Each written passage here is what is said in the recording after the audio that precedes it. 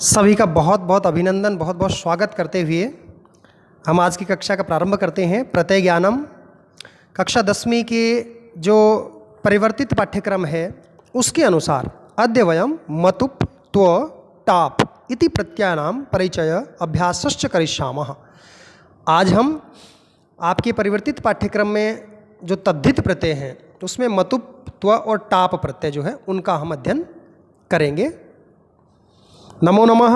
संस्कृत कक्षायां सर्वेषां स्वागतम् अस्ति। पठतु संस्कृतं, वदतु संस्कृतं, लिखतु संस्कृतं। तो पहला आपका आता है, यहाँ पर हम देखते हैं प्रत्यय।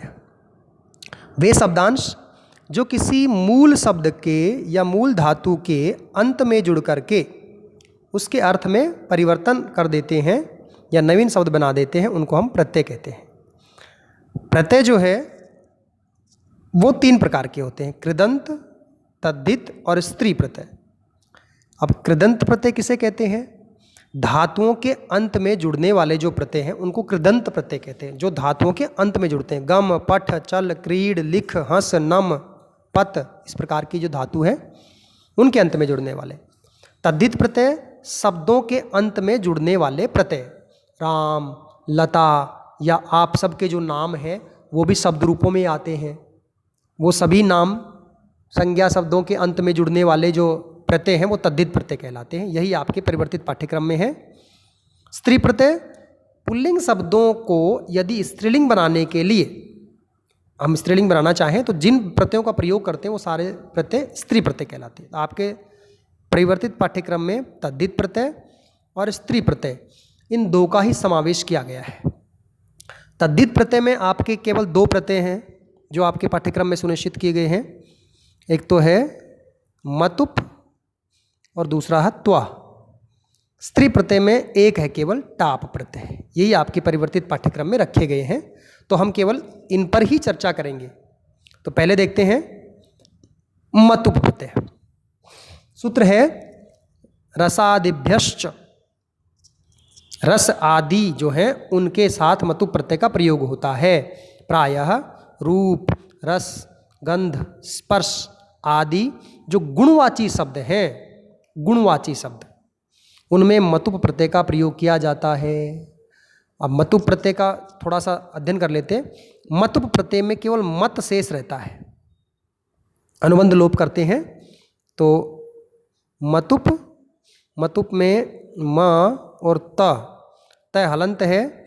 उसके बाद क्या बचा? उ और प, ये जो उप है इसका लोप हो जाता है, अनुबंध लोप हो जाता है, केवल मत शेष रहता है। और इसका जो प्रयोग है मतुप प्रत्यय में, जो मत शेष रहता है, इसका प्रयोग वाला अर्थ में किया जाता है। जिन शब्दों के अंत में एक और नियम, एक तो मतुप प्रत्यय में मत शेष रहता है और वाला अर्थ में इसका प्रयोग होता है।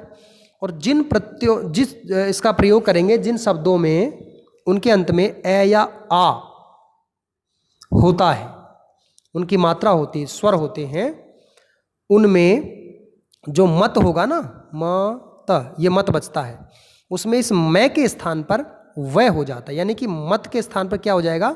वत।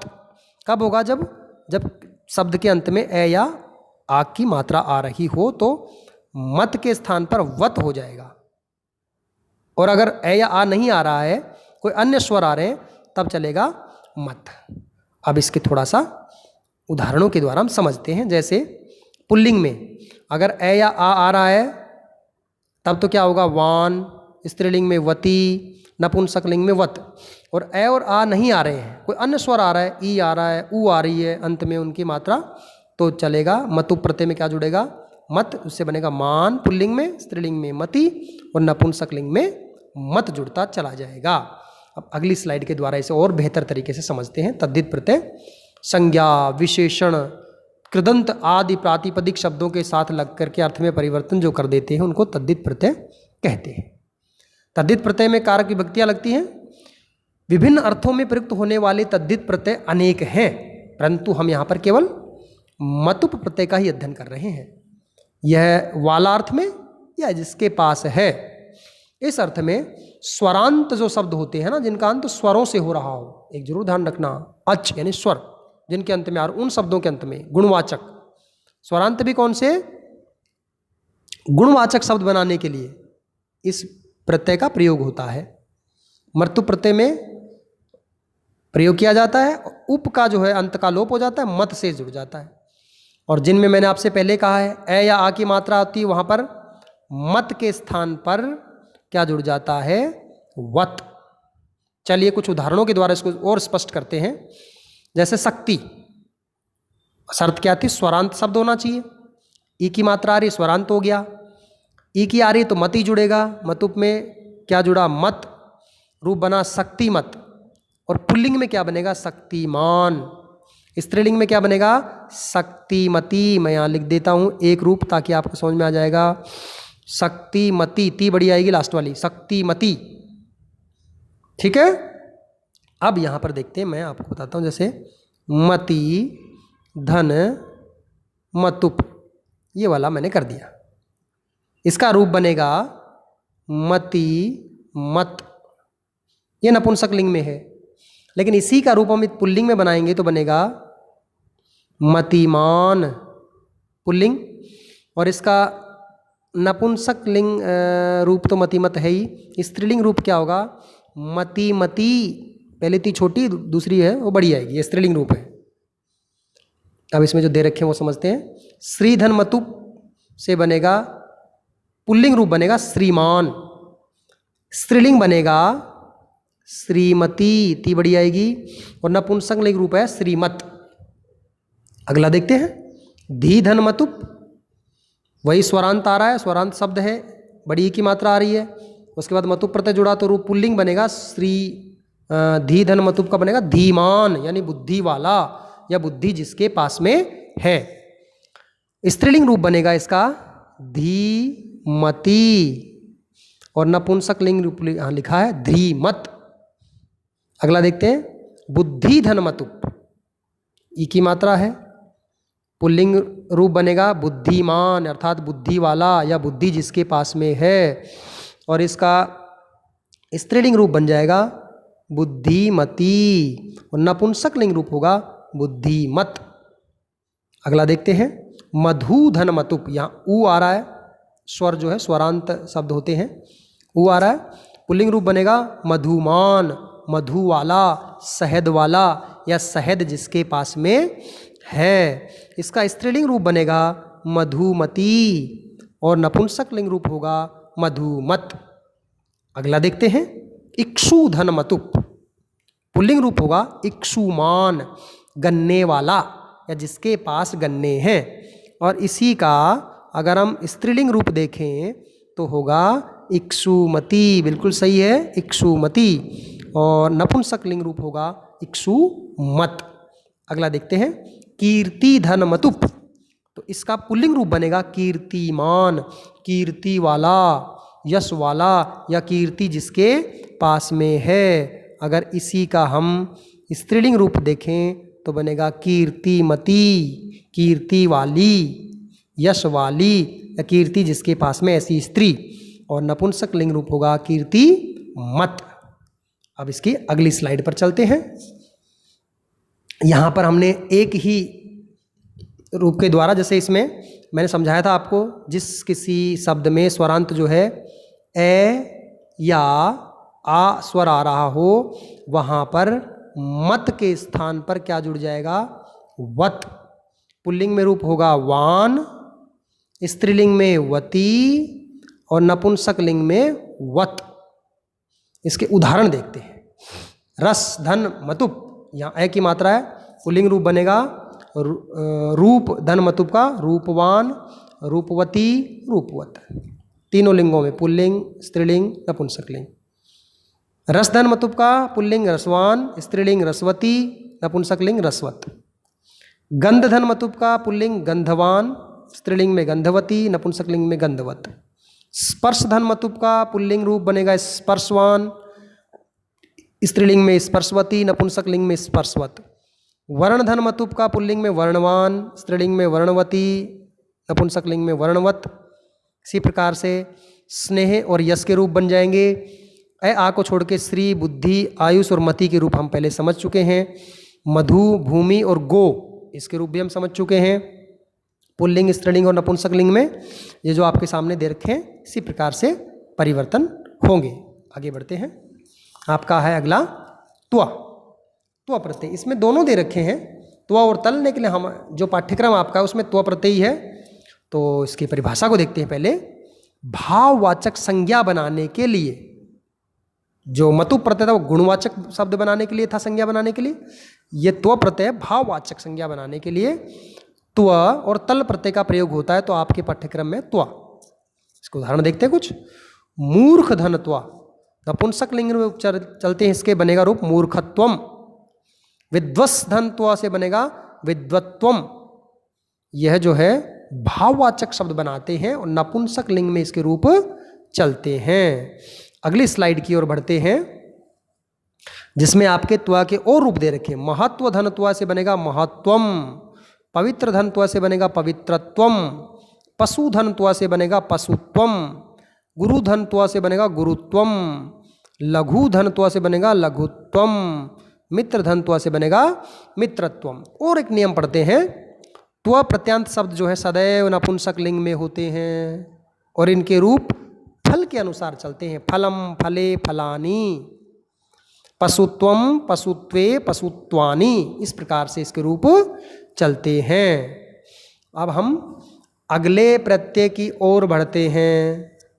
यहाँ पर इसकी थोड़ी सी और हम सूचना पढ़ लेते हैं।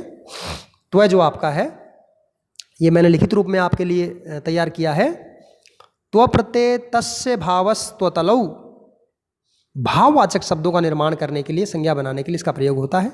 जैसे मनुष्य से मनुष्यत्वम, शिशु से शिशुत्वम, गुरु से गुरुत्वम, लघु से लघुत्वम, पशु से पशुत्वम, देव से देवत्वम, कृष्ण से कृष्णत्वम, जड़ से जड़त्वम, दीर्घ से दीर्घत्वम, क्षुद्र से क्षुद्रत्वम, पटु से पटुत्वम, कृष से कृषत्वम। इस प्रकार से इसके रूप बनते जाते हैं।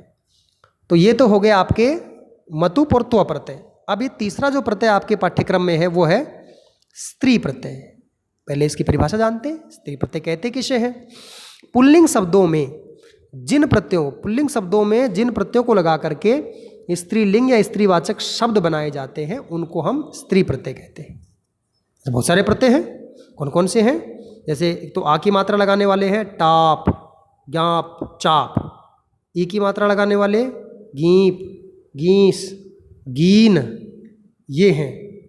और भी प्रत्यय हैं बहुत सारे, लेकिन विशेष रूप से जो है वो इनका ही प्रयोग इसमें किया जाता है। अब यहाँ हम और देखते हैं। जैसे आपके पाठ्यक्रम में केवल एक प्रत्यय लिया गया है, टाप प्रत्यय। अब टाप प्रत्यय जो है वो किस प्रकार से इसका प्रयोग होता है उसको हम देखते हैं। यहाँ पे हम टाप प्रत्यय का देखते हैं।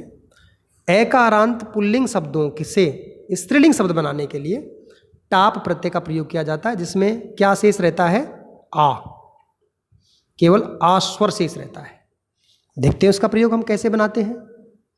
इसका प्रयोग करके, जैसे अश्व यानी घोड़ा, टाप प्रत्यय जोड़ने से आ की मात्रा आ गई, बना अश्वा अर्थात घोड़ी। सुत यानी पुत्र, पुल्लिंग शब्द है। टाप प्रत्यय आ लगा देने से बना सुता यानी कि पुत्री, बेटी। सरल पुल्लिंग शब्द है। टाप प्रत्यय में आ जोड़ देने से बना सरला, स्त्रीलिंग शब्द बन गया। प्रथम पुल्लिंग शब्द है। टाप प्रत्यय में आ जोड़ने से बना प्रथमा। एक नियम और है इसका। जैसे पहले तो इसका एक उदाहरण देख लेते हैं। अज यानी कि बकरा, इसमें टाप प्रत्यय जोड़ने से रूप बनेगा अजा अर्थात बकरी। ठीक है, इसको मैं हटाता हूँ। एक नियम और है अगला। पुल्लिंग शब्द के अंत में यदि अक आ रहा हो, तब जब आ प्रत्यय जोड़ते हैं टाप का तो उसमें इक का आगम हो जाता है। कैसे होता है? जैसे एक उदाहरण देकर समझते हैं। बालक, मैं इसको पुनः लिख देता हूँ। अगर पुल्लिंग शब्दों में अक आ रहा हो तो इक का आगम हो जाएगा टाप प्रत्यय में आ लगाने से। उदाहरण से समझते हैं। बालक, बालक में अक आ रहा है, जैसे बा ल के साथ हम अक जुड़ रहा है ना, ये अक, ये अक जो आ रहा है।